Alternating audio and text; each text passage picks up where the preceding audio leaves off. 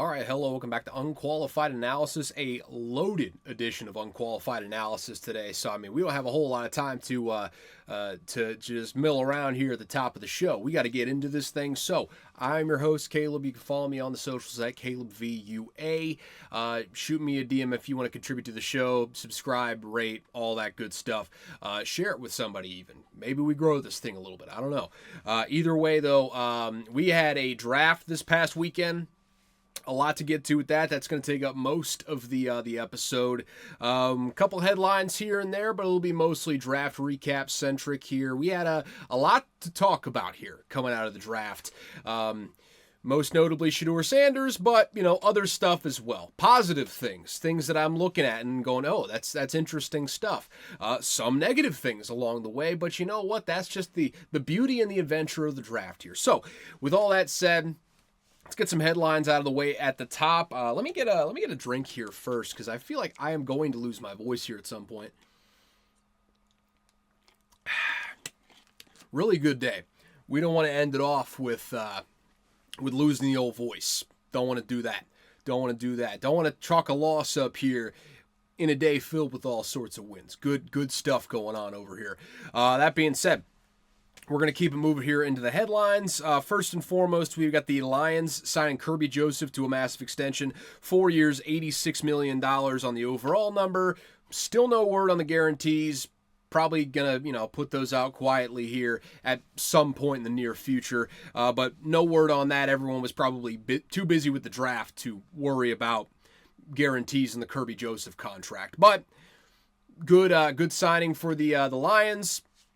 He's a dirty player, but gets a bunch of interceptions. Just maybe don't dive at so many knees. That's all I ask, Kirby. That's all I ask. Outside of that, we had a longtime Seahawks wide receiver Tyler Lockett signing a 1-year deal with the Tennessee Titans. So the anticipation of Cam Ward coming in there. No surprises on that front, by the way. We'll get obviously to the draft here in just a second. But with the young QB coming in there, first overall pick. Not a bad guy to have around. He's not what he once was, but as far as reliable, move the sticks sort of receiver, you could do worse than that.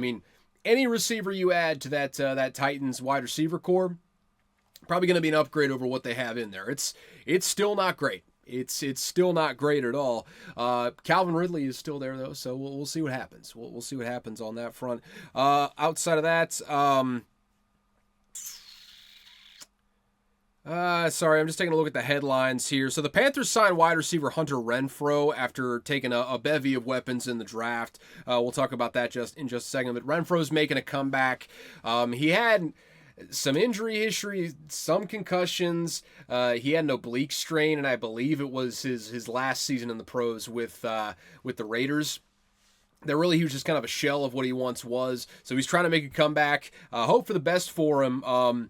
Type of guy, kind of redundant with Adam Thielen, but if he plays the same role as Adam Thielen, or at least a similar role as Adam Thielen, Adam Thielen's not a spring chicken, so any weapons for Bryce Young at this point, I'm all about it. Just bringing as many weapons as possible. This year is going to tell the tale of whether or not you move forward with Bryce Young, or if you are looking in next year's draft. It'll become pretty apparent based on draft position, I would say, where you fall on that spectrum.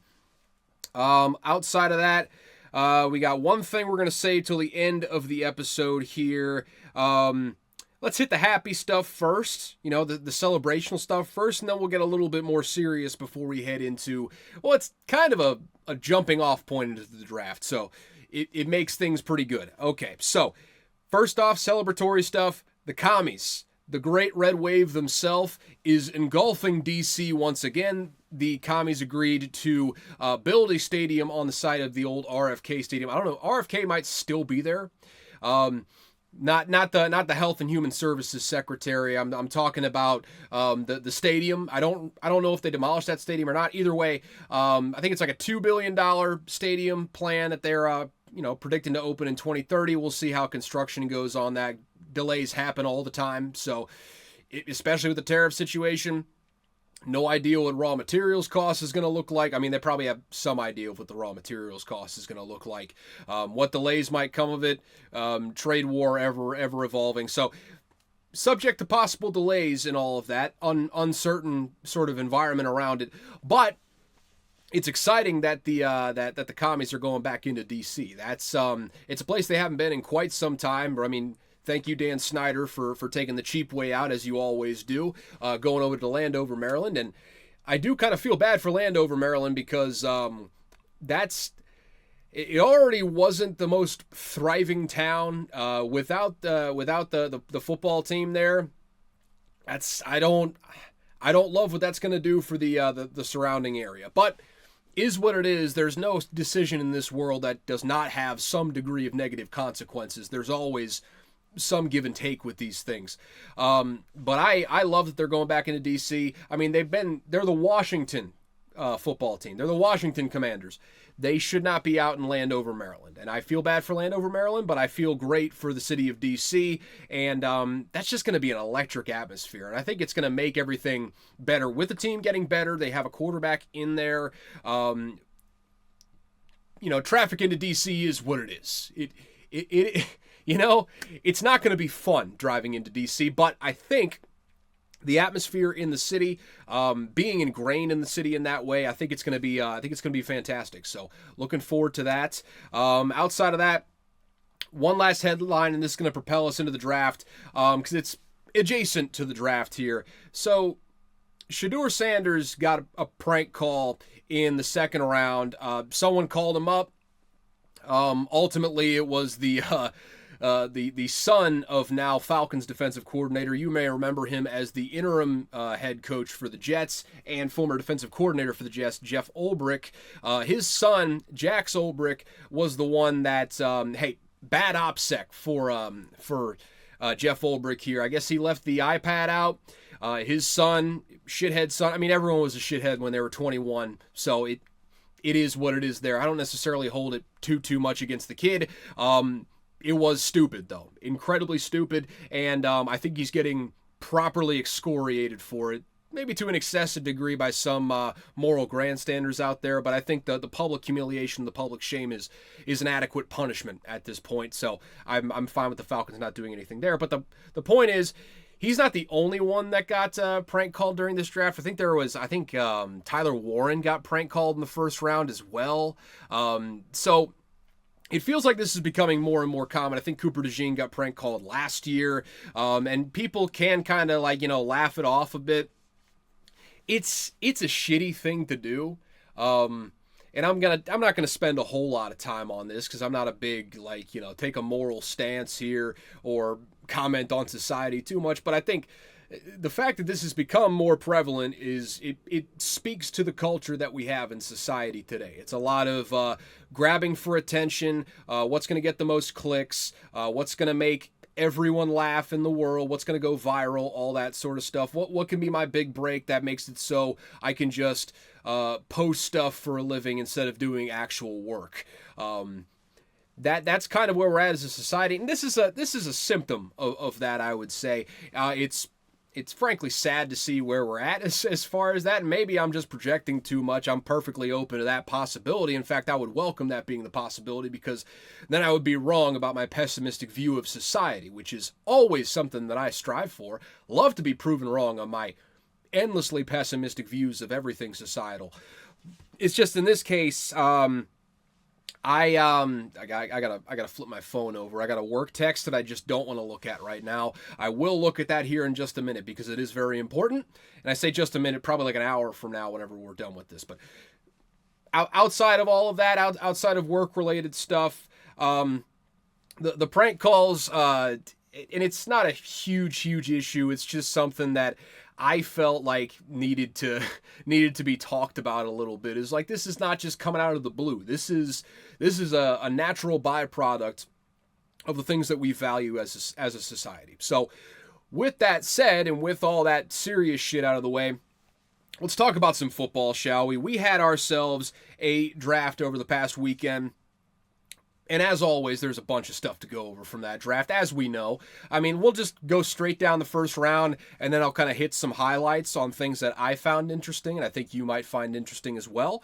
Again, stop texting me. I'll get to you here in just a minute. Work, am I right? Any hoozles. So starting from the top of the first round, we have got Cam Ward. No surprise there. Tennessee Titans don't even need to spend any time on that. It was the only pick that they could have made in that situation if they didn't want to end up at probably the exactly same spot next year. And no guarantee they might still. But I digress on that front. We had a big-time draft night trade there at 2. I don't remember all of the terms and whatnot. I know it was like a first-round pick next year, something like that. The Jaguars took a big swing at 2. They traded with the Cleveland Browns. Cleveland goes back to 5. Jags come up to 2 on a big-time package. They take Travis Hunter. They think he's going to be a transcendent player, and I tend to agree. I just feel like the skeptics out there are, I mean, it's different in the NFL for sure. There's so much more studying that would go into playing both sides of the ball in the NFL on a starter's capacity. I just feel like he's valuable in ways that people can't conceptualize because he's a wholly unique player to anyone we've ever seen. And as always is the case with these sorts of things, with these drafts and whatnot, the quarterback conversation overshadowed the Travis Hunter conversation a little bit here, just because, Titans were going to take a quarterback no matter what.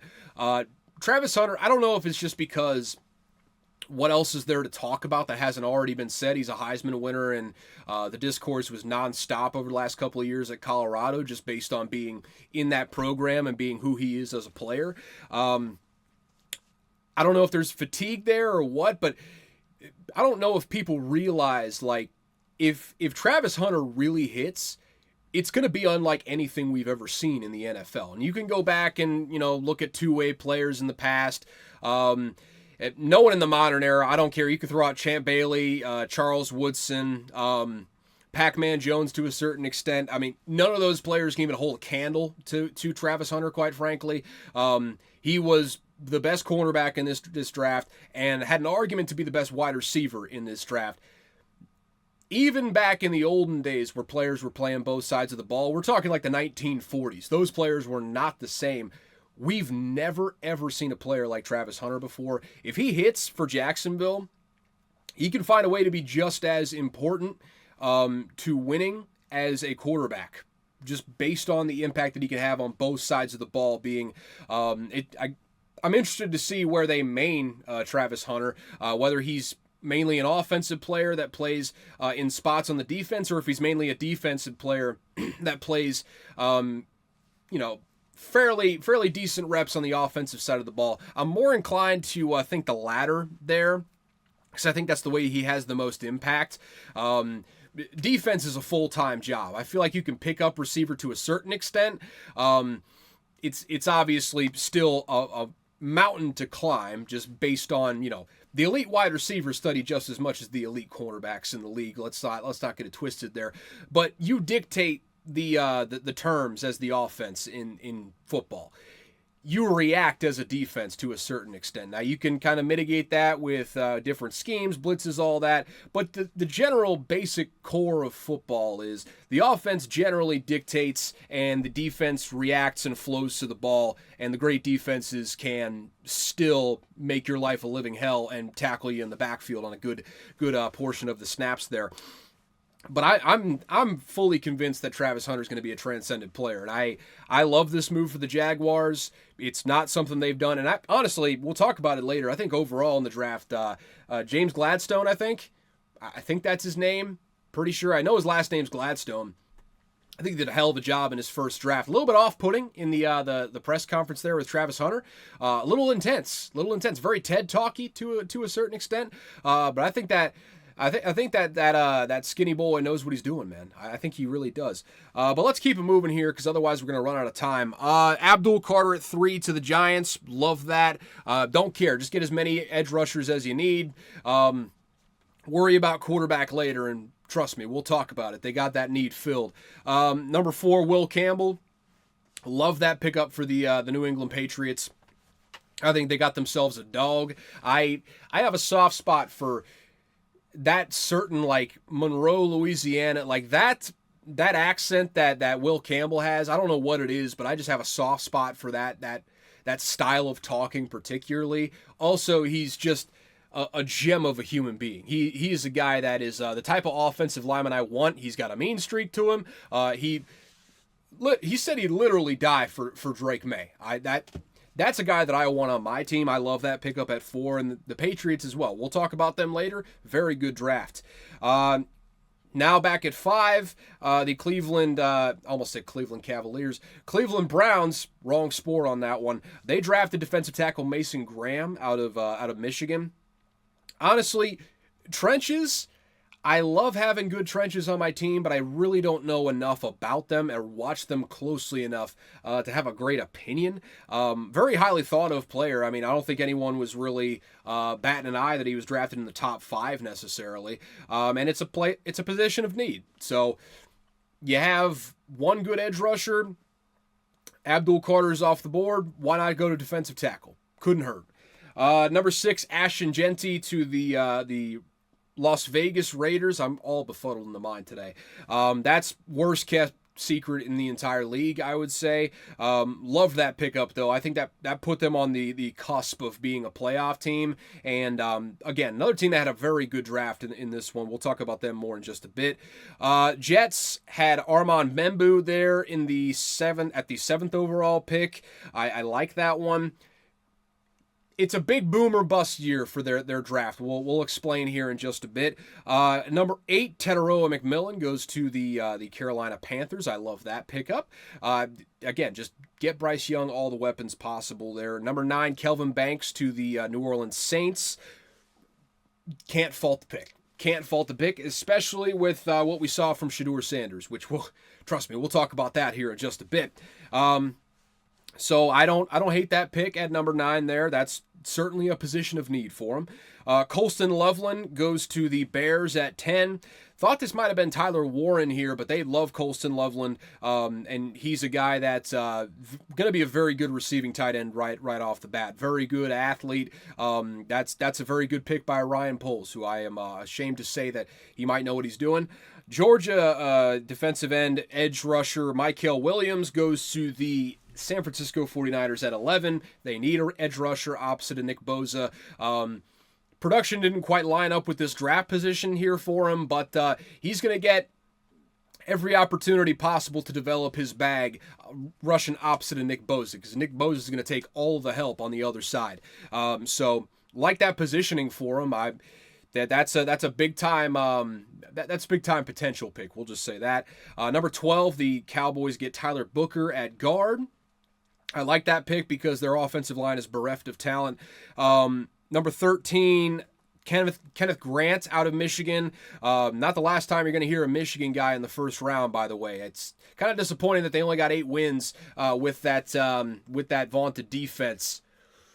That's what happens when you don't have a quarterback, though. I digress. He goes to the Miami Dolphins there at the number 13 pick. Again, position of need. Can't fault that one bit. Number 14, the Colts go with Tyler Warren. The second elite tight end goes off the board. Listen, I'd love to have Tyler Warren on my team no matter what. I think he's an absolute freak. He's a guy that kind of in that mold of Travis Kelce there a little bit as far as a receiving tight end is concerned, as far as the after-catch running ability. Really like Tyler Warren. That being said, it was also a position for the Colts where it's like, okay, it's kind of put up or shut up time for Anthony Richardson. Might as well at least try to give him some semblance of a consistent receiving core.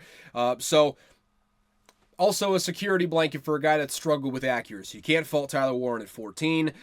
Falcons, they had a confusing draft, but not a bad pickup here at number 15. They got Jalen Walker, linebacker out of Georgia. Cardinals at 16 get Walter Nolan, defensive tackle out of Ole Miss, formerly at Texas A&M. You may remember him as the number 1 overall recruit a couple years back with Jimbo Fisher as the head coach at Texas A&M. He's a really, really good player. I like that fit there with the Cardinals there. You know, Jonathan Gannon, defensive-minded head coach. He's a very, very good athlete, so I like that pickup for him.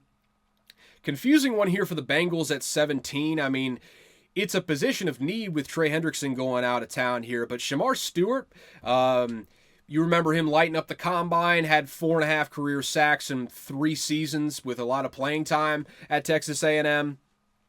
He goes to the Bengals here at number 17. I'm just not. I'm not totally sure on that one, folks. Not totally sure one bit. I don't even know what to say. The Bengals fans in the office were equally befuddled. Don't necessarily love the pick, but I guess they trust their development because that's why you take a player like Shedeur Stewart, is because you think you can develop him into something. So we'll see. We'll see. I'm not exactly optimistic on that as the Trey Hendrickson situation just grinds on. I think he's not going to be with the Bengals. I think it could get ugly along the way though as well. So we'll see. We'll see on that. I don't love this pickup for the Bengals though. I mean, I like the idea, just don't necessarily love the player. Not really a huge Shedeur Stewart fan, frankly. All right, number 18, the Seahawks get guard Gray Zabel out of North Dakota State. Kind of a quiet pipeline there for first-round offensive linemen out of North Dakota State over the last couple of years. Actually, not necessarily first round, but highly drafted. You know, Cody Mauch down there playing very well with the Tampa Bay Buccaneers. Gray Zabel, highly thought of coming into this draft, and that's obviously a position in need. That offensive line's been a position in need for the Seattle Seahawks for, I don't know, time immemorial. Basically, since they won those Super Bowls, it's been a need.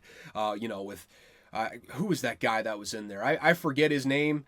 Is it Tom Cable?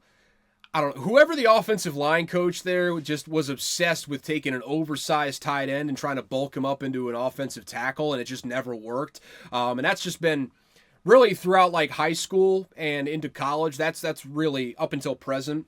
That's really all that the Seahawks have been. So there we go. Getting a guy in the first round. I like that a lot for him.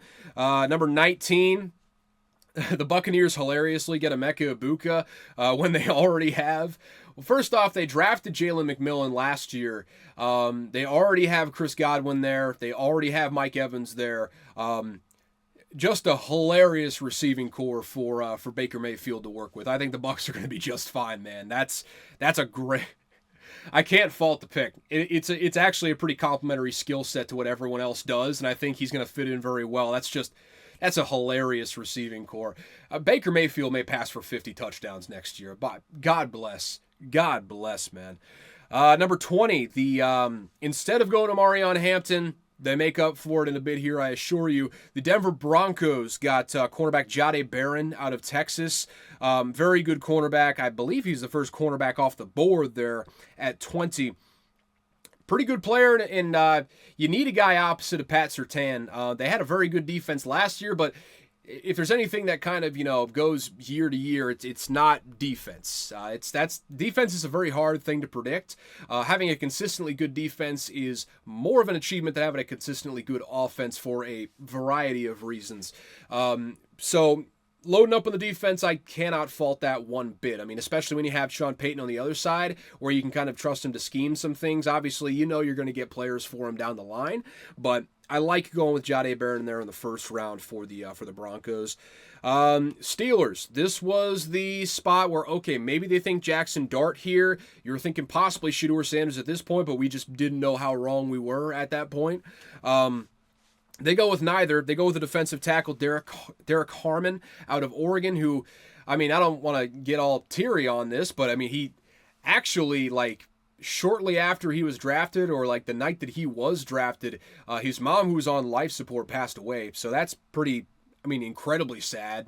Really, really sad stuff. But I don't really know anything about Derek Harmon as far as a player. I think he's pretty highly thought of as far as the draft analysts are concerned. So don't hate the pickup there. I'm going back and forth in the Steelers draft overall. I don't know if they necessarily addressed their biggest needs, and they had opportunities to along the way, but we'll talk about it down the line here. I love this pick at number 22. Omarion Hampton, running back in North Carolina. He goes to the LA Chargers. This is Jim Harbaugh's wet dream, man. They pick up a giant offensive guard in the offseason in Mekhi Becton. They already have Najee Harris in there, who's a battering ram. You bring in Omarion Hampton, who's a battering ram with some speed behind it. They're going to run the hell out of the ball this year. With Greg Roman as the offensive coordinator, I mean, and they picked up more along the way, too. I actually love the Chargers draft. I might love the Chargers draft more than just about anyone else's draft this year. I don't give a damn what any of the nerds said. They could have had... They could have traded up for Emeka Ibuka or something like that. Really, they could have had Matthew Golden, who went the very next pick. Shockingly enough, we'll talk about that in just a second, but I truly do not care. I think Justin Herbert is good enough to make some things happen. I think Ladd McConkey's going to turn himself into a number one wide receiver if he's not already a solid number one wide receiver in the NFL this coming season. I love going on Marion Hampton here because this is just a lean into what you want to do. This is a culture builder right here. This is a cornerstone of the franchise going forward, I would say. I love Marion Hampton at this spot, and I love the Chargers to go back to the playoffs this year for sure. I mean, obviously barring injury to Justin Herbert, I love the makeup of that team. I love that they kept the coaching staff together, and I love that they just kind of improved on a lot of stuff. Specifically with Omarion Hampton, though. I love this pick at number 22.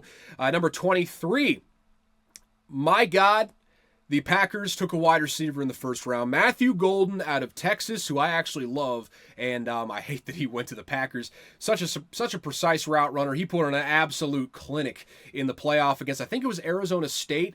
Might have been a different game, but he put on an absolute clinic in the playoffs. That's all you need to know. In a variety of ways too, not just route running, but like contested catches, like point of attack, going up to get the ball. He looked like an NFL wide receiver in the playoffs. So I love this pick. I hate that it was to the Packers. Sorry to my mother, but I hate that it was to the Packers. Is what it is. Good pick for the Packers here. Disgusting number choice. He chose 22 as a wide receiver. Gross. Just a disgusting... I mean, shout out to Rashid Shaheed. I believe that was his number as well. But gross. Pick a number in the 80s or pick like a single digit or the teens. Don't waste my time with this 22. That's not even a good running back number. Just chills down my spine. But a good pick for the Packers. No matter how good he is, that number 22 is always going to look disgusting on him. I don't even care. Up next, my Vikings took a player that I am very, very excited about. I am completely bought in based on the film that I watched. I watched film cut-ups on Twitter after this pick came in, and I think Donovan Jackson, offensive guard out of Ohio State, is a absolute stud, and he's going to fit in that running game very well, and that completes the offensive line rebuild for the Minnesota Vikings. Now, taking a roll call here. Don't know what Christian Darrisaw's health situation is. Don't want to rush him back either. We can wait. He's going to be back at some point though. That's your all-pro left tackle there. Left guard, see you, Blake Brandel. Sorry. You're probably a good dude. I just don't want you starting at left guard for my football team. You slide in a first-round pick, Donovan Jackson, who I think is going to be an absolute road grader on the offensive line. I just think he's going to be a really, really solid player based on the propaganda I've been looking at from Vikings fans on Twitter and just from film cut-ups in general. But also, very smart people love this pick. So it's not just me. It was a great pick overall on that front. Center, we got Ryan Kelly, who we brought in from the Colts. Right guard, we got Will Fries. Right tackle, we have got Brian O'Neill, who is one of the most consistent, unsung right tackles in the entire league. That's one of the best offensive lines in the league. Top 5 at the very worst, maybe the best offensive line in the entire league right now, outside of, you can quibble about the Philadelphia Eagles with me, I suppose, and I would hear you. Good arguments to be made on both sides there. The roster is loaded, absolutely loaded. I'm going to put a pin on it for right now, but I am very excited about what the Vikings are bringing to the table here and what they did with only 4 draft picks going into it. They ended up with 5 with, a couple trades here and there, but only 4 going into it. I love what they did with the Sorry, it just slipped my mind there for a second. I got a little distracted. I love what they did with the limited amount of draft capital that they had. We'll put a pin in it for now.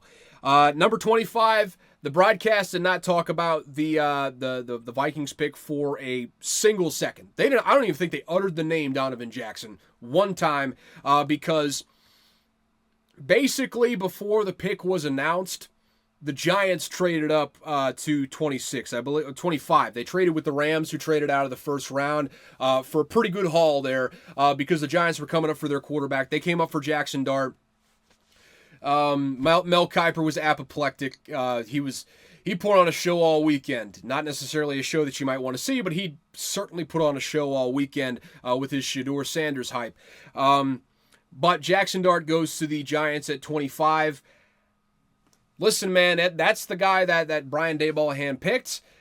He's not going to be asked to start right away, which I think is ideal. You just hope that Russell Wilson holds it together. I think having Malik Neighbors in there certainly helps that cause. If not him, you roll out Jameis Winston, I suppose. I think you do your best to not play Jackson Dart for 1 second in year one because he does need to tweak some things. Brian Daboll is the guy that obviously he didn't do this single-handedly. There's a player in this situation. There's other supporting staff that played a pivotal role in this as well. But he shepherded the evolution of Josh Allen from being a real, just raw prospect and a guy that a lot of people did not think could make it in the NFL just based on how raw he was, to being arguably the best quarterback in the league. I'm not arguing it. It's still Patrick Mahomes, but at the very worst, a top 3 quarterback in the league right now, and you can argue with a wall on that. 3 is as very low as I will put him. Probably at 2, after last year's MVP performance, Joe Burrow would have something to say about that as well. The top of the AFC is Looney Tunes as far as the quarterbacks are concerned, because I didn't even mention Lamar Jackson. I digress on that front. Jackson Dart, low-key kind of walking into not a bad situation here. I feel like Joe Shane and the Giants, Brian Daboll, I think they did a pretty good job in this draft. We'll see how it all works out with Jackson Dart. It's the guy that the coach picked, though, and I think that's an important thing, and I think it's important that you have a guy that you believe in as a head coach in there. I think it grants you a lot of leeway and kind of, it breeds investment into the guy himself, and I think him not starting right away is going to be a good thing for his development in the long run. We'll see how it works out. I have no idea where that's going to go, but we'll see how it works out. At 26, the Falcons did a real head scratcher here. They traded up from the second round. They traded next year's first round pick to do it. They come up to number 26 to get James Pierce, who I'm sure the Eagles would have taken him if he was still there later in the draft. That's a ridiculous haul to give up for a player with so many question marks, and this is just the Falcons being the Falcons. I don't know what Terry Fontenot is doing on a day in, day out basis. I truly have no idea. I feel like I've lambasted Terry Fontenot more than just about any other GM, but he's not really given me a whole lot of reason not to. It doesn't really ever seem like he has a firm grasp and a great long-term plan on what's going on here. I don't know. Trading next year's first round pick for a player with not just a closet, a whole derelict house full of skeletons in that area. I don't understand it one bit, but that's just the Falcons being the Falcons here. My condolences to all Atlanta Falcons fans out there. Number 27, the Baltimore Ravens get safety Malachi Starks out of Georgia. I don't hate that pick one bit. He's an instinctive football player. A guy like that playing next to Kyle Hamilton, that's got to excite you. So I like that pick a lot. The Lions went with defensive tackle Tyleik Williams, which I think was a bit of a reach, but it's a player that they liked. And honestly, if there's anything I've learned from the Lions, they don't give a damn whether it's a reach or not. If they like the player, they're just going to take him whenever they get the opportunity to. So they did that with Tyleik Williams. And you know what? We'll see how it works out. I certainly have no idea, but hey, I don't really know much about him. A lot of first-round picks for Ohio State there, though, man. That's what, like 3-4 first-round picks at this point, and there's one more left to go. Next one up here at number 29, found it. The Commies got offensive tackle Josh Connerly. Absolutely what they needed to do at this spot. He's an athletic offensive tackle. give it a run. I like this pickup for the commies. Protect your young quarterback. He is a rail thin, maybe not rail thin, but he's a thin guy. So you don't want that guy getting hit too much. Love that pickup for the Washington commies, especially with how aggressively they hit their receiving core in free agency trades, especially looking at what's his face. It'll come to me. Deebo Samuel. Sorry. Totally lost my train of thought on that one. But love that pickup at 29. Number 30, the Buffalo Bills go with Maxwell Hairston, quarterback out of Kentucky. Don't know much about him. Hype vibes. Apparently has a bit of a sordid history. You can do your own research on that, I suppose. But it's a position they needed to go to, I suppose. So I just use I suppose way too much. But that's a different story for a different day. Don't hate the pick as far as the need is concerned. We'll just have to see how it works out when they get on the football field. At 31, the Eagles did it again. A player that was expected to go much higher in this draft. They traded up one spot for him. They had other suitors there at 31. I questioned this pick initially, but there was probably multiple other suitors there trying to go up to 31 to get Jihad Campbell. But the Eagles went out. They get Jihad Campbell. And now I don't know if he's going to play year one.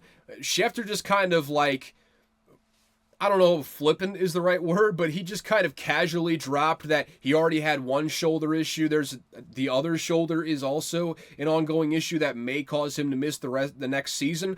That's pretty major shit, but at the same time, I don't hate that pick at number 31, man. They don't necessarily need him right off the bat. So, take a guy like that, live with what you will as far as the health report is concerned. He was possibly going to be a top 10 pick, and he dropped all the way down to 31 for a health concern. Not a character concern. We're talking about a health concern here, which they've done their research. Obviously, they were comfortable with still taking him in the first round there at number 31.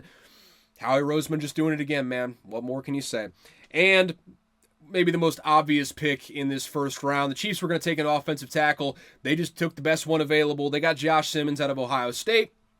We'll see how it goes, but until they fix that tackle situation, they're just going to have to hit that aggressively over and over and just keep on buying lottery tickets until a couple of them hit. We'll see how it works out here with Josh Simmons, but can't hate the pick there at number 32 for the not Super Bowl champions, Super Bowl runner-ups, the Kansas City Chiefs. All right, so with that, you noticed I did not say Shedeur Sanders.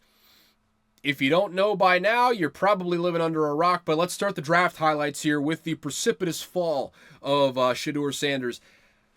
I thought he was going to go in the second round. I thought it was one of those situations where, okay, probably some concerns, probably a little bit too much baggage for the first round, but he's a talented player. He's got to go in the second round. Then he doesn't go in the second round.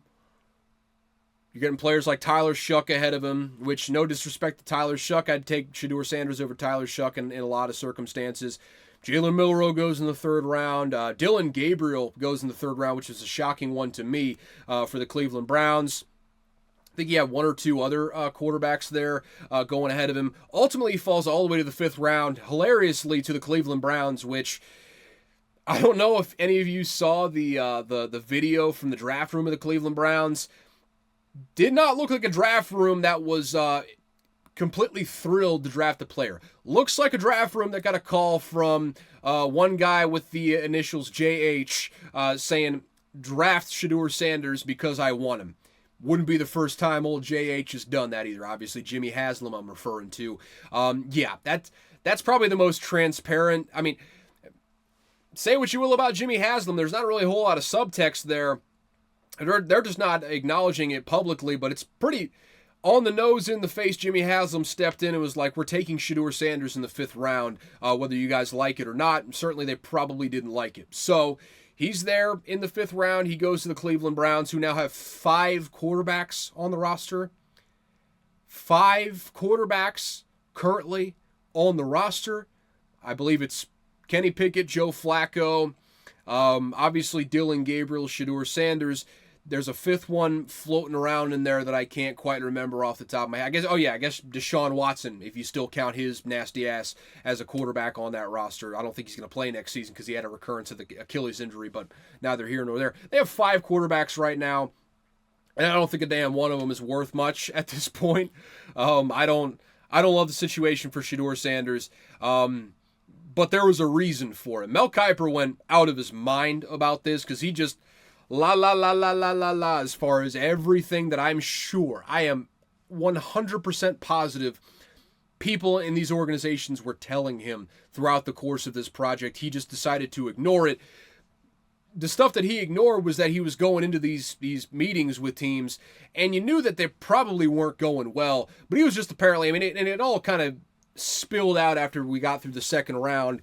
Sources coming out, Tom Pelissero coming out and just saying what he's been told by people within these meetings, that he just made a horse's ass of himself in a lot of these. He did exactly what Deion Sanders and I believe Shedeur himself said they were going to do going into this process. He told teams that you probably shouldn't draft me because I'm not going there. He showed up seemingly unprepared.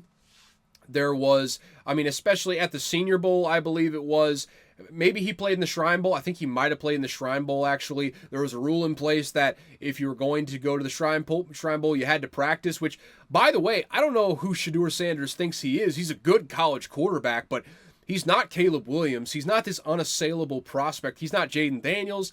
He's no Andrew Luck for sure. He's no Trevor Lawrence. He's not this unassailable, ridiculous prospect that you just salivate looking at to where he doesn't have to show up to these things.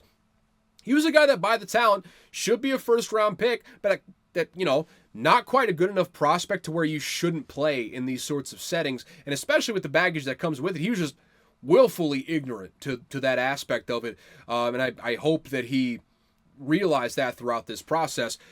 But he made a horse's ass of himself throughout this whole process, flat out, and it took an owner overriding the good sense of his GM and his head coach to ultimately stop the skid at 5th, because honestly, you get out of the 3rd round, the Steelers, not the Steelers, the Seahawks draft Jalen Milroe.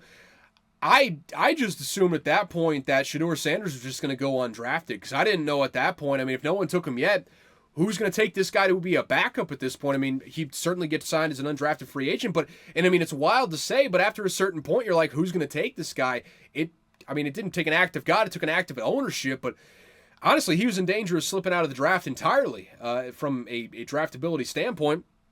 And I just hope throughout all of this that he learned to humble himself a little bit, because I think this should, if you are a rational human being to any extent whatsoever, and you are not just actually a psychopath as far as your confidence is concerned, this should humble you if you are Shedeur Sanders. It's not a great situation he's walking into. I'm not going to sugarcoat it. I mean, it's a coach and a GM that clearly didn't hide their body language very well. They do not want Shedeur Sanders on their football team. So he's going to have to show up and show that he wants to be on this football team and he wants to be a starter on this football team. And he's not going to do that by doing a lot of the things that he had been doing before. And it's not just the stuff in the interviews. You go back, NFL teams have not forgotten about a year ago when, and listen, I talked this out a little bit with some friends, kind of just talking ball. Everyone was talking about this situation. It was hard to get around it just because of how far Shedeur Sanders fell. And I think you can cry racism. Anyone who's crying racism on this, truly, you don't need to value their opinion. They're either one, grifting, or two, woefully ignorant about the sport of football here and about what matters at the quarterback position. This was not a race thing. And again, anyone who is giving this the race argument, you don't need to listen to their opinions on the draft or college football in general, or really any of that. I mean, maybe it could be different about their NFL opinions. I don't doubt that many of these people watch the NFL. But you don't need to listen to them as far as college football and draft opinions are concerned if they were talking about racism throughout this whole thing, because that's simply not what this was. NFL teams don't forget last spring when, honestly, in my opinion, it was a hit piece that kid who transferred out put out in collaboration with that. Can't remember if it was The Athletic or New York Times. One of those big publications came out with a bit of a hit piece on Deion Sanders and the way that he was running things at Colorado. We talked about it briefly on this show last year, and I think I might have had sort of similar thoughts on it. So I come in on Shedeur Sanders' side in all of this. I honestly, all he has to do is just have a good response. Hell, even just a regular old PR response, which I know the Sanders family is allergic to, would have had me on their side in all of this. What does Shedeur Sanders do? He comes out there and quote tweets the quote card talking about the player, feeling left out, all that sort of stuff. I'm not going to spend too much time on that quote because honestly, I think it's bullshit. But what Shedeur Sanders does on the other side, quote tweets it says, "Don't remember this guy, he must have been pretty mid."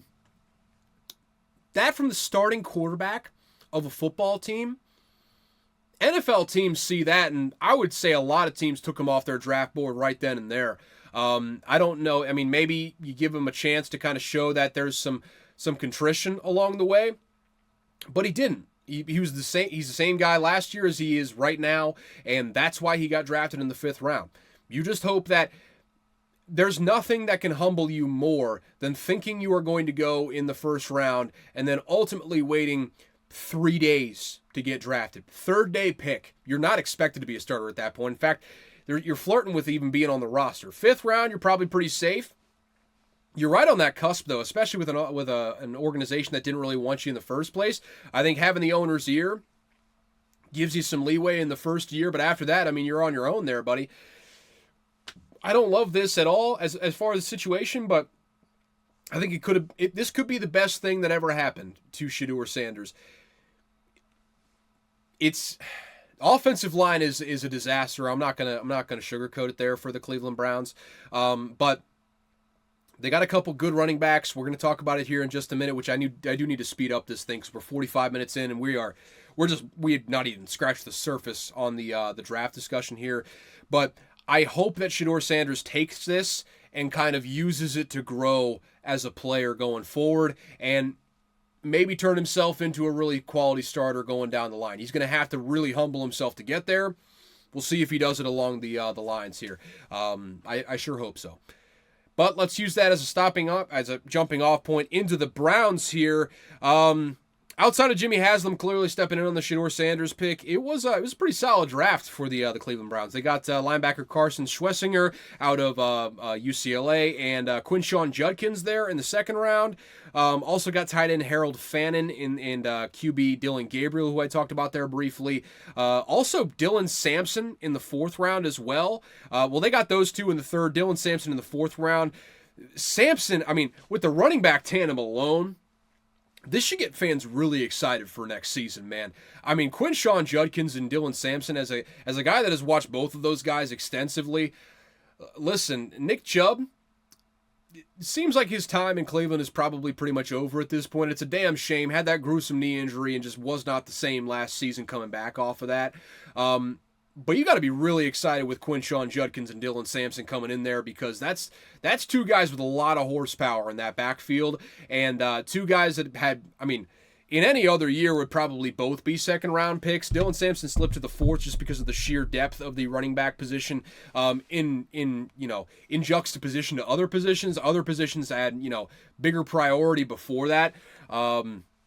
This is a really good draft, though. I really, really like what they did. Even Harold Fannin there didn't run nearly as well. I think obviously benefited from being at Bowling Green. He was a freak at Bowling Green, though, man. Kind of a very unique player. I think a guy, especially with subpar QB play, a guy that if you use very creatively, I think is going to have a big-time impact on your offense. I really like what the Browns did. I think they made themselves better. Did they make themselves a playoff team? Well, the answer to that question is the same answer as, do they have a starting quarterback?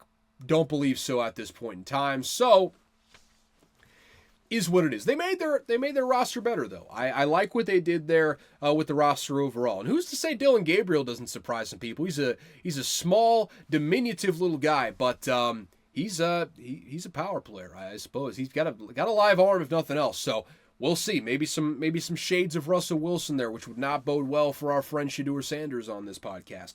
Outside of that, though, we're just going to keep it moving. Other things that I noticed, Giants made some waves in the 1st, but they quietly picked up one of my favorites in this entire draft, Cameron Skattebo, running back out of Arizona State. Monster, possible to bring to the ground. I think, who was their running back there last year? Tyrone Tracy. Him and Tyrone Tracy are going to have a hell of a time in that backfield. And I honestly, the Giants overall, I actually really like their draft this year. Maybe this is the year they start turning it around. I don't hate what they did in this draft and in this offseason overall. I mean, we'll see. It's still a mess of a defense when you get past the front seven. But they brought in a lot of good players and brought in some good players in the draft as well. I actually really like what the Giants did in this one. And Brian Daboll and Joe Schoen got a little bit of life there. They're close to getting themselves off of life support. It all comes down to results in the football field, though. Love Cam Scatterbo there. I think he's going to end up. Taking the starting job here at some point. Tyrone Tracy's going to have something to say about that. He played very well last year. I just love that tandem there between him and Scatterbo. You got to be really excited about that if you are a Giants fan. Also, why not talk about the Vikings? It's a little bit of bias why they're up this high, but listen, I'm not going to make too big of a thing out of it here. I already kind of talked about it at length when talking about the first round specifically. Cornerback, still an issue here, but the Vikings put the finishing touches on a Super Bowl roster here with picking up Donovan Jackson in the first round, wide receiver Ty Felton there, who I didn't know much about, but Liam Blutman at Barstool Sports. Say what you will about Barstool Sports. There's a guy by the name of Liam Blutman there that watches more ball than anyone else I know on the entire planet. I don't know him, but listen, he streams a lot of it. He's had 24-hour streams just watching nothing but sports, and college football is the sport that he loves most. And he's the guy that Liam Blutman loves a lot. Ty Felton, the guy that Liam Blutman loves a lot. So I trust that pick.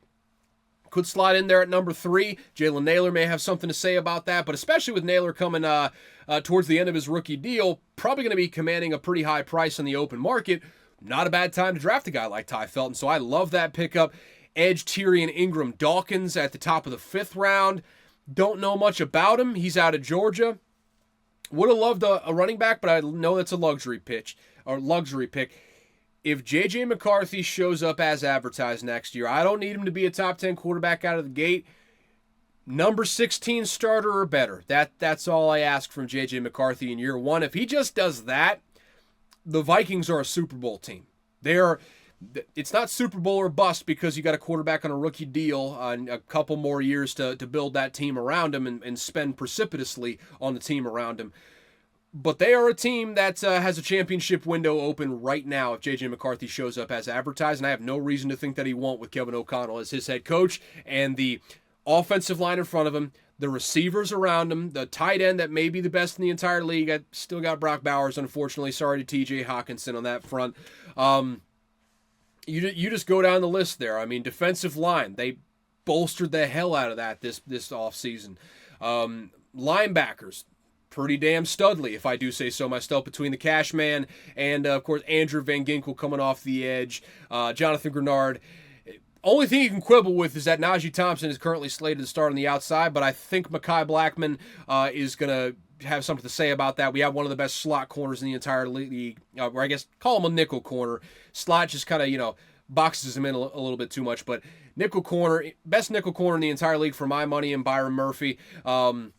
Studly safeties on the back end there. When you got one last ride here with Harrison Smith. You lose Cam Bynum, which stinks, but you still have Josh Metellus, which not really a safety, but a guy that you can play all over the football field. I love the makeup of what the Vikings are, and I think with that coaching staff and this roster, I think they're the best team in the NFC North. I'm just going to come out and say it. I think they're the best roster in the NFC North, and if J.J. McCarthy shows up as advertised, I think they're going to win the NFC North. And I'm stamping myself on that. It's probably a little bit too much hype here at the end of April, but I'm just so high on this roster in a way that I don't know if I've ever been high on a roster for the Vikings in my entire life. At least not from a rational standpoint. There was that follow-up year with Brett Favre that didn't turn out the way that everyone hoped it would. This is a much better roster, and I think a much better QB situation than that one in this past, back in 2009, whenever it was, for that. Okay, so outside of that, also did get not Sam Hartman, Not Sam Hartman. He's the beautiful man formerly of Wake Forest and of Notre Dame. I'm thinking of Sam Howell, different Sam. He got traded from the Seahawks over to the Vikings. He'll be the backup quarterback this year. That's just love that. Love that. You get a little bit of a project, maybe some trade bait for someone else. Who's to say? Not this season. Love having that guy in the wings there just in case something happens to JJ. He did miss all of last season with a knee injury, shall we not forget. Okay, so keeping it moving from the homer pickups there. Talk about the Seahawks a little bit. They had a sneaky good draft. They had Gray Zabel in the first round, obviously. Drafted my favorite physical freak in the whole entire draft, Niki Minwari. I think I even kind of drew the parallel here, possibly linking him just logically to the Seahawks, just based on where did Mike McDonald come from? Obviously, the head coach there at the Seattle Seahawks. He's the former defensive coordinator for that vaunted Baltimore Ravens defense with Kyle Hamilton. He wants his Kyle Hamilton. I think he sees Nick Emanwari in that mold. So I love that pick for him. They also got Elijah Arroyo there in the second round out of Miami. Don't ask him to do anything blocking wise. He's a tight end, of course. He's kind of a big slot guy. Really good receiving tight end. Maybe not the best tight end in the entire draft, but I think a really good guy there, especially for a guy like Sam Darnold to have. Very accurate passer. I think a guy that's going to stretch the field a little bit from that tight end position. Also get Jalen Milroe in the third round, a guy that you're not going to ask to play right away, which the project guys, Jalen Milroe, Jackson Dart, I think they ended up in ideal situations for what we were talking about going in. Think about it, a place where they're not going to start both the Giants and the Seattle Seahawks. The plan for them is to not start whatsoever this year, I would say, just based on their offseason moves. Obviously, Sam Darnold in Seattle, Russell Wilson and Jameis Winston there in New York. I don't think either of those guys are going to play at all throughout the course of this season if it all goes as planned. And Jalen Milroe is a big-time project guy, but the tools are such that in the third round, you take a flyer on him. I love that pickup for him, and I think he's going to feature in ways in this offense because you don't just sit on an athlete like that. You got to use Jalen Milroe in creative ways in this offense. I don't think it's going to be a one-to-one, but similar skill set to Taysom Hill, I would say, and I would say a better quarterback than Taysom Hill coming out of college. So why not use him a little bit like that in short yardage situations? Use his legs, for God's sake. He is the most electric runner at the quarterback position that we had coming out in the draft this year. So use him. And I love that pickup for him.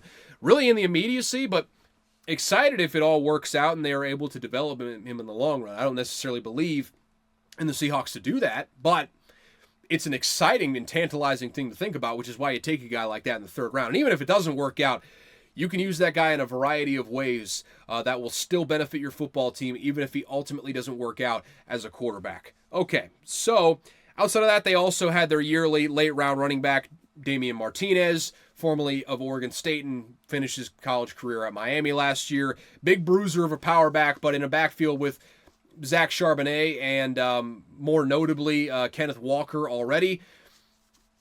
Probably not going to feature too heavily in that. He's also a 7th round pick, so you don't really expect that. But that's just a John Schneider special right there, just drafting your annual running back in the late rounds. They do it every single year if you don't know. Just go back and look historically at them. Continuing down the list here, Panthers, they caught my eye. They continued to build off of last season. They got T-Mac, not Tet McMillan, does not want to go by Tet McMillan. So T-Mac there at number 8. I respect his wishes. I love that pickup for Bryce Young. Just get as many weapons as possible. Then you also get Nick Scorton in the second round. That's a player that I love. Vicious power player. I don't know how good of a pass rusher he's going to be, as Nick Saban kind of brought up there. But as far as a power rusher, maybe they bump inside the defensive tackle because he is a 280-pound guy. Could very easily bump him inside a defensive tackle if they want to, or take some pounds off and see about rushing him on the edge there continuously. But I love Nick Scorton coming in to Carolina. My goodness, I forgot it, but where I was at there for a second. But love that pickup by them in the second round. I think he's going to be an immediate impact player, just a solid, rock-solid physical player for him there on the defensive line. Also, Princely Umanmielen. He went to Ole Miss. He's an edge player as well. It's a position of need, so I don't hate that either. Also running back Trevor Etienne in the 4th round, which I guess the Jonathan Brooks thing they just whiffed on, or they're just acknowledging that they whiffed on, because I don't think you draft a guy like that in the 4th round if you think that Jonathan Brooks is going to round into form, especially after you picked up, it's not JaMycal Hasty. I don't even think JaMycal Hasty's in the league anymore. I don't know why I even thought about that. Rico Dowdle. Don't know why I thought JaMycal Hasty there. But bring in Rico Dowdle this offseason. Chuba Hubbard played very, very well last season.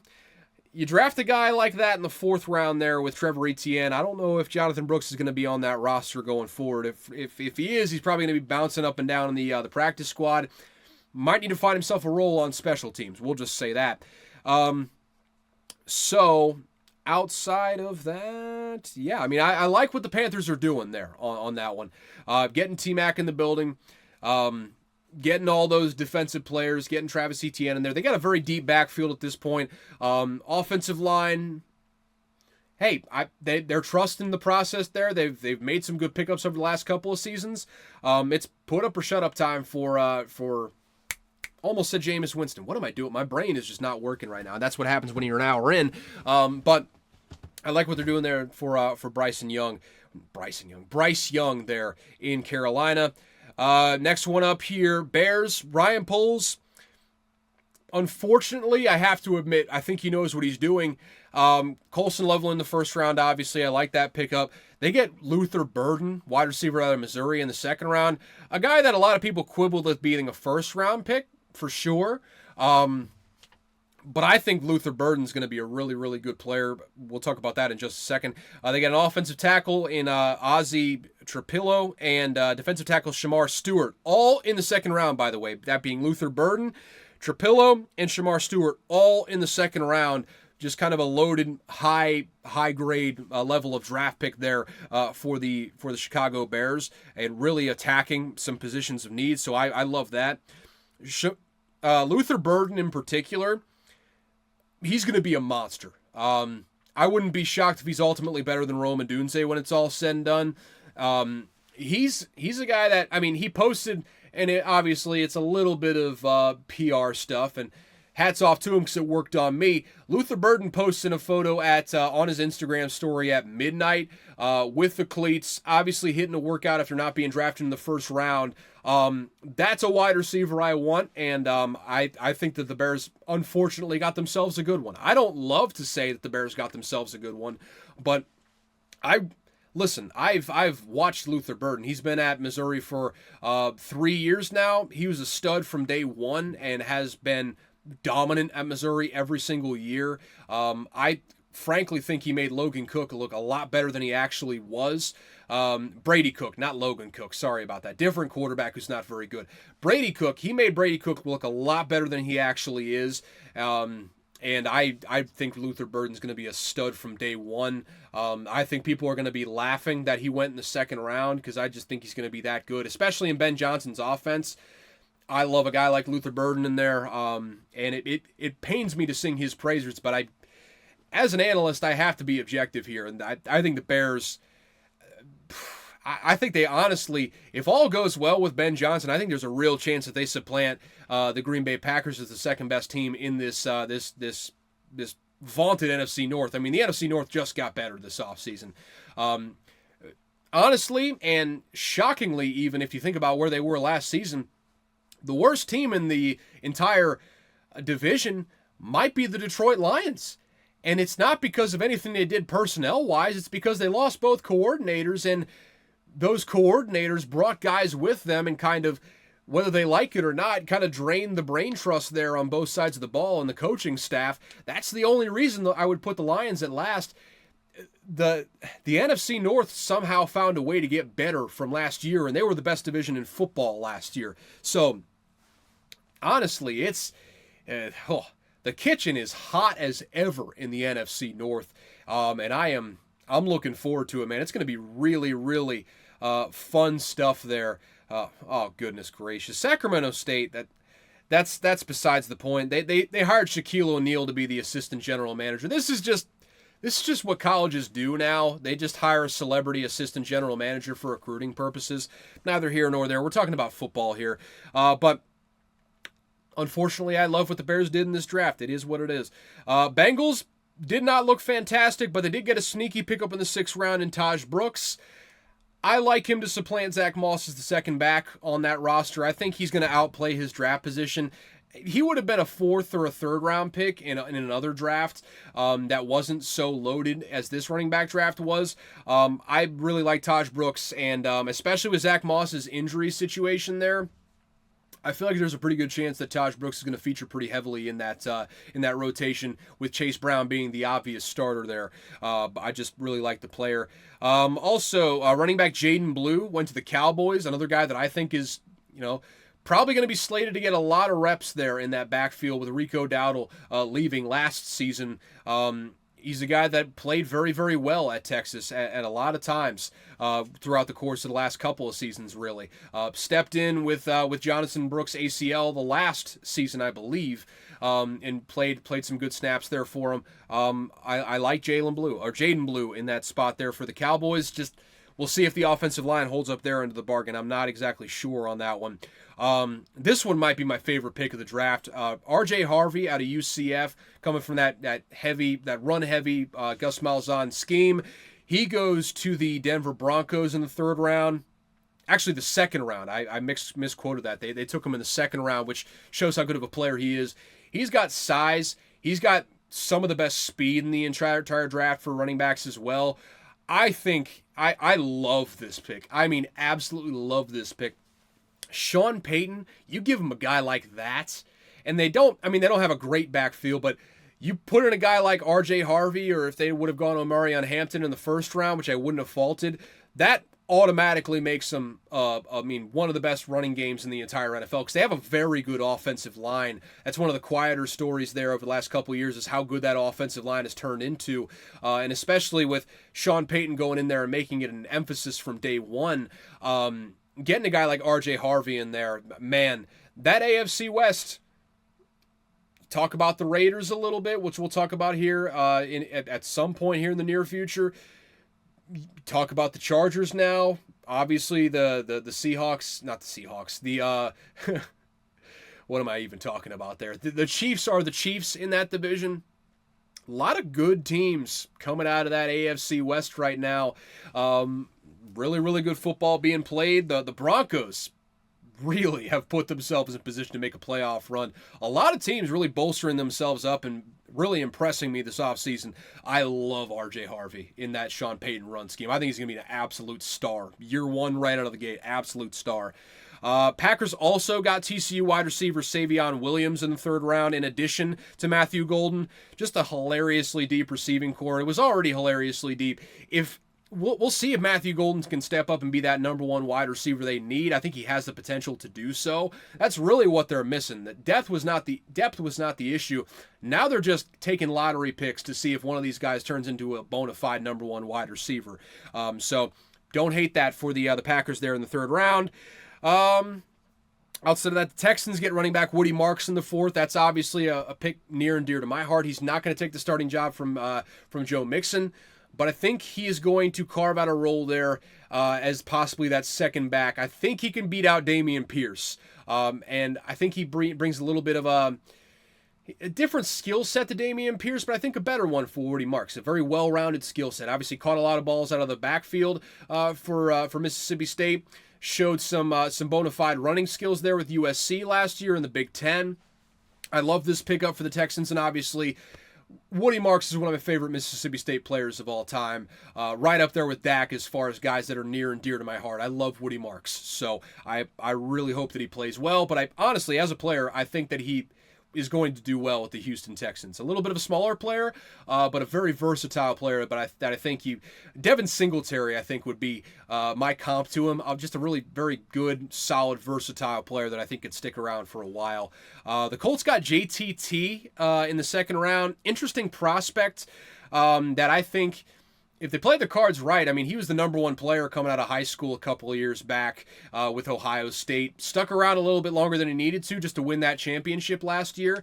But a guy that had 1st round talent, just kind of slipped into the 2nd there. We'll see what the Colts can do with him. I forget who they picked up as a defensive coordinator. I think I liked who they picked up as a defensive coordinator there. I just can't remember him off the top of my head, so I apologize to that man. I'm interested in seeing how this all kind of plays out for him with JTT. But I like the pickup as far as the potential is concerned. The Colts also got DJ Giddens in the 5th round, though. He's not going to supplant Jonathan Taylor. I think he does provide a bona fide number 2 for Jonathan Taylor if, Lord willing, he goes down, or really just as a rotational player. I love that pickup in Shane Steichen's running offense. I think they're going to run the hell out of the ball this year.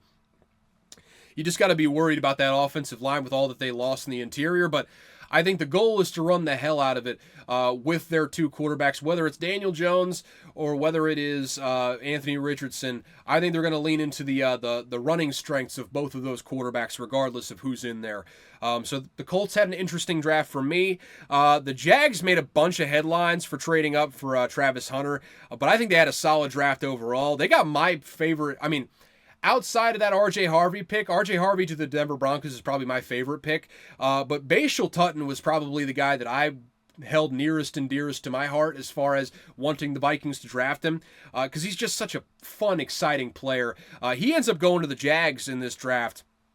And I love Travis Etienne, but I think there's, listen, unless you are like Saquon Barkley level, like a Bijan Robinson level of back in this league, and even Bijan Robinson has Tyler Algier, I think you have to have a second running back in this modern era of the NFL.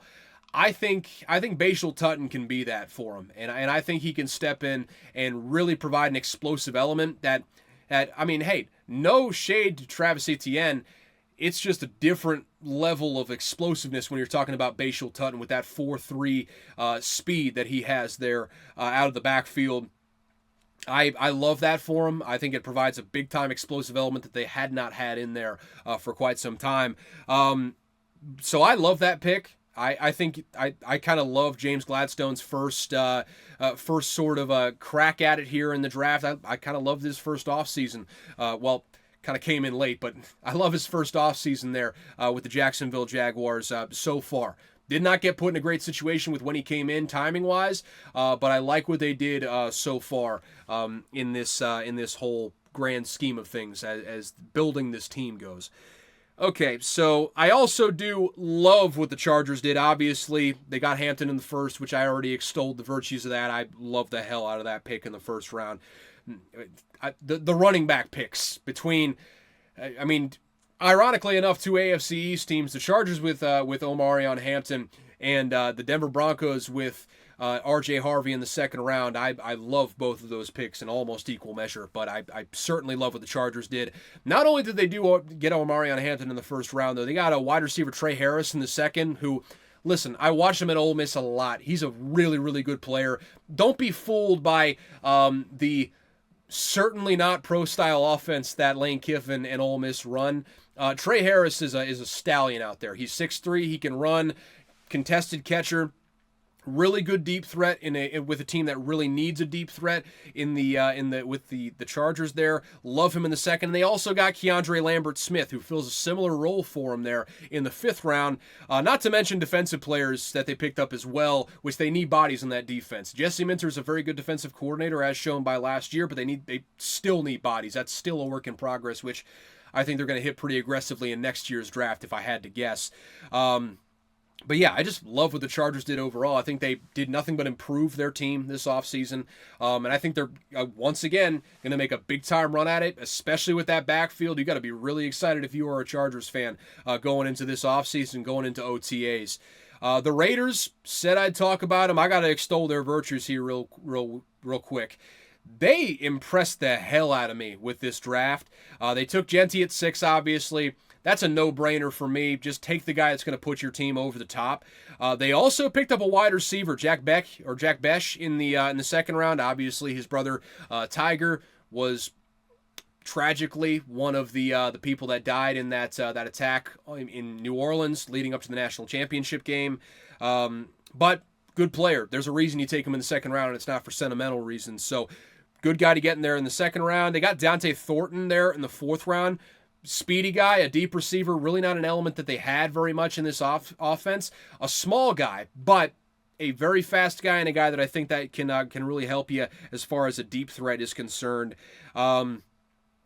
They also got 4 other picks in the rounds 2 through 4. So that's pretty good. That brought their total to 6, by the way. They got 6 total picks from the rounds 2 through 4. That's how you build up and rebuild a football team. They're a legit playoff contender now in my mind. I mean, you got Geno Smith as a solid starting quarterback, and they're paying him like it at that. Ashton Jeanty coming in as a bona fide, I think steps in day one as a top 5 running back. I just don't see a reality where he's not with how good he is in so many ways, and he showed it against all competition. I just don't see a reality where Ashton Jeanty doesn't step in as a top 5 running back immediately. And I know that's high expectations, but he warrants it. He warrants it. I don't know if we've seen, I mean, it's like Bijan Robinson and Saquon are the guys that are like in Jeanty's league. And obviously, I think both of those guys are probably be better prospects, but still, Ashton Jeanty is something special. And I think he's going to show that from day one. I love this, man. I love this pickup. I love the whole draft like I just laid out for him. And Tom Brady as the shadow owner is doing a hell of a job. He's had his fingerprints all over this offseason, and I wouldn't hate it if I were a Raiders fan. I'd be starting plans for a statue of Tom Brady right now, but let's not get ahead of ourselves. I do think they are on the cusp of being a playoff team. That defense scares the living hell out of me, but at the same time, you got a really solid defensive line, and you have a really solid offense that I think has really got potential to be a top 10 offense in this next season if they play their cards right. So I love what the Raiders did in this draft. Patriots quietly killed this draft, by the way. They got Will Campbell at number 4 overall, a guy that I'll take to bat. Don't give a damn what the nerds are saying about the short arms. That's a guy that's going to play very well at the NFL level. Play him at guard, play him at tackle, don't care. He's going to be an all-pro for 10 years. Well, maybe not all-pro every year, but he's going to be a Pro Bowl level offensive guard, offensive lineman for the next decade plus. Just don't even worry about it there. But then you turn around after that. They pick up Travion Henderson in the 2nd round, which is a huge pickup. I think he could supplant Ramondre Stevenson in year 1 as that starter there. Out of the backfield as a runner, he was one of the best running backs in the entirety of college football last year, and certainly the entire draft in this year. But I love that pickup for him there in the 2nd round. They get wide receiver Kyle Williams and guard, center out of Georgia, Jared Wilson in the 3rd round. Huge steps taken to build an offense around Drake May this offseason.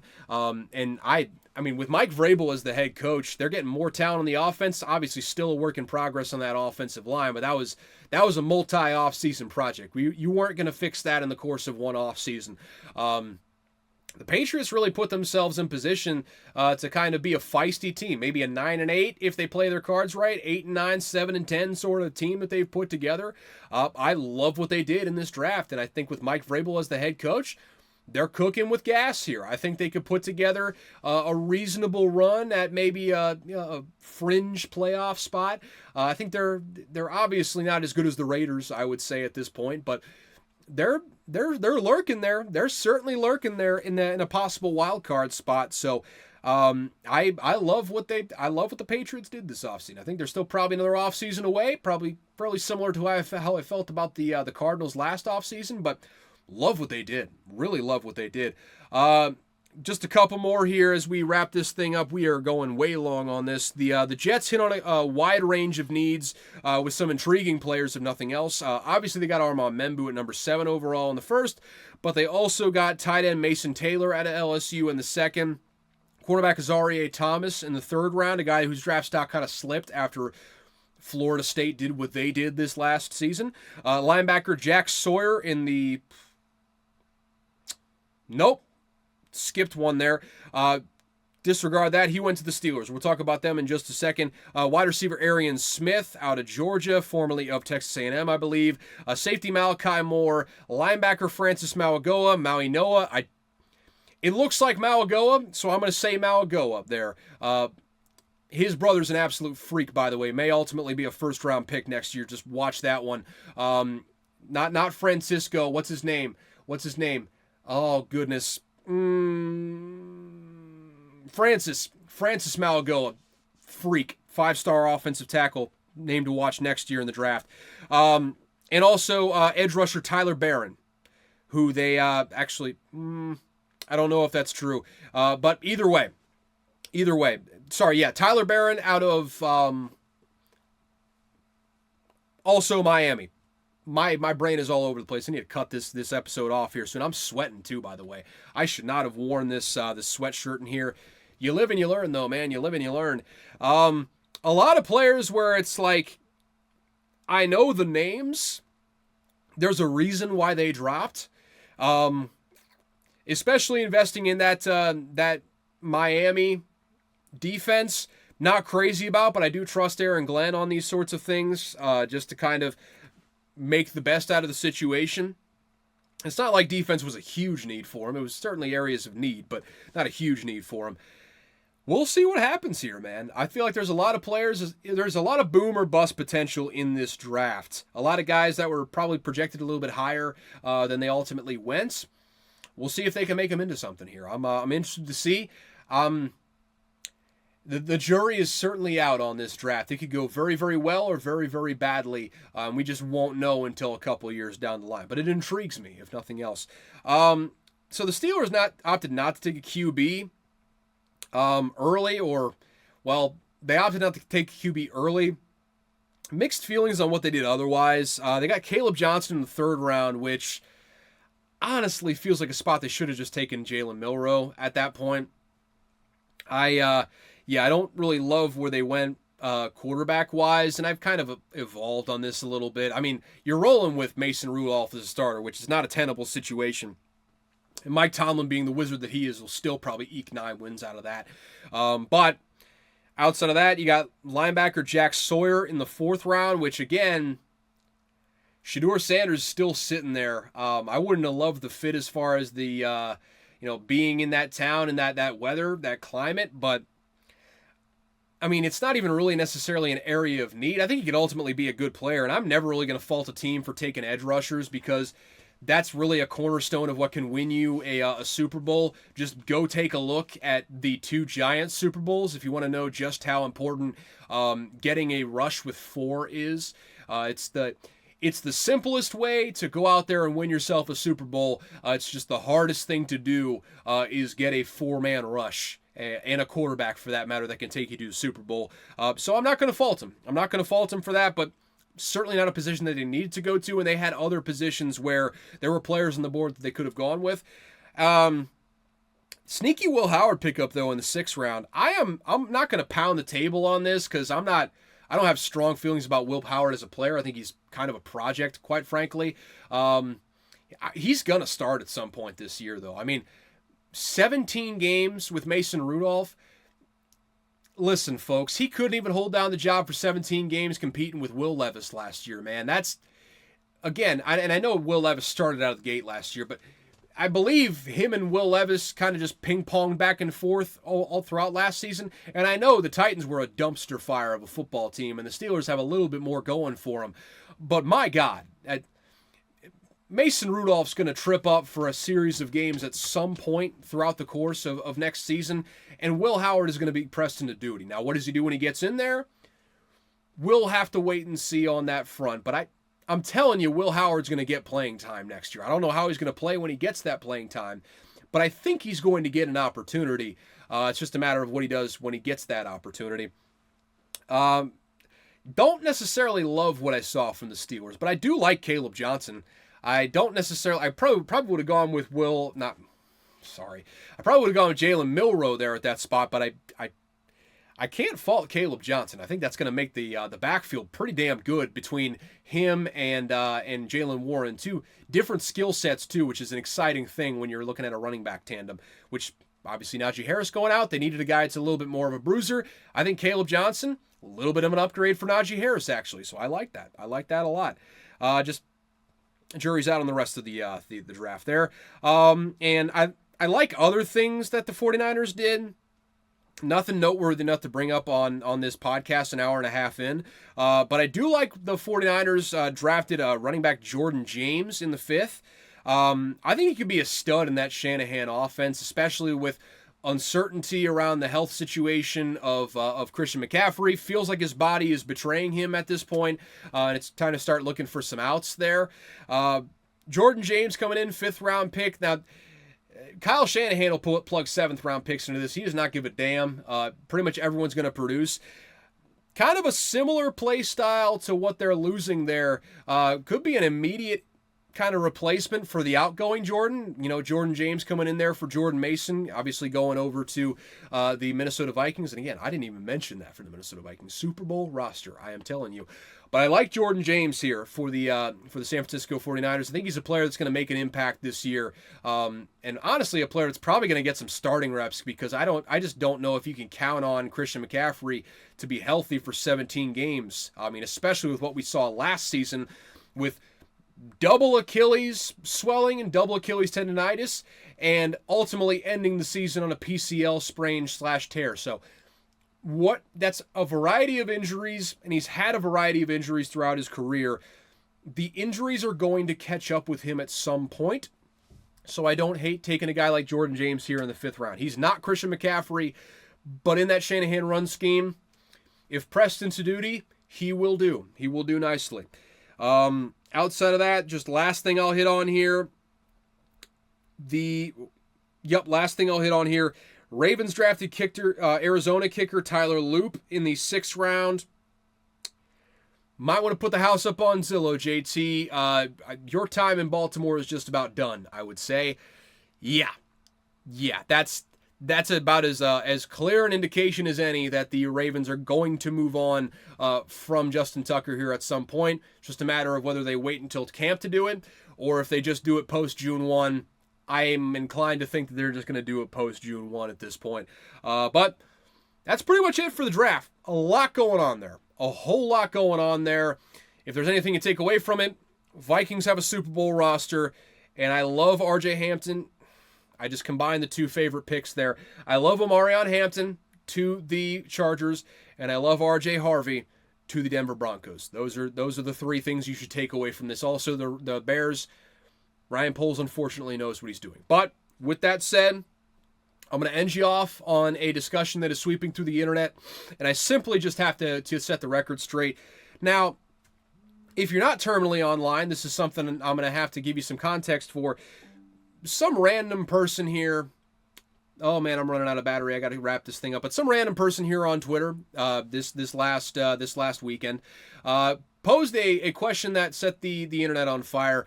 100 men against one gorilla, one silverback gorilla. Who would win? And honestly, folks, it's the gorilla. And I'm not even gonna entertain the possibility. The only way humans have a chance here is if they have weapons. If they have sharp weapons, I think they can do it. If they have like clubs, I think they can possibly do it, but at the same time, they're going to lose 70 to 80% casualty rate. Probably actually like 90 to 95% casualty rate when it's all said and done. I'm talking 80 to 80% KIA rate as far as the soldiers that are coming in and the soldiers that are coming out after the job is finished.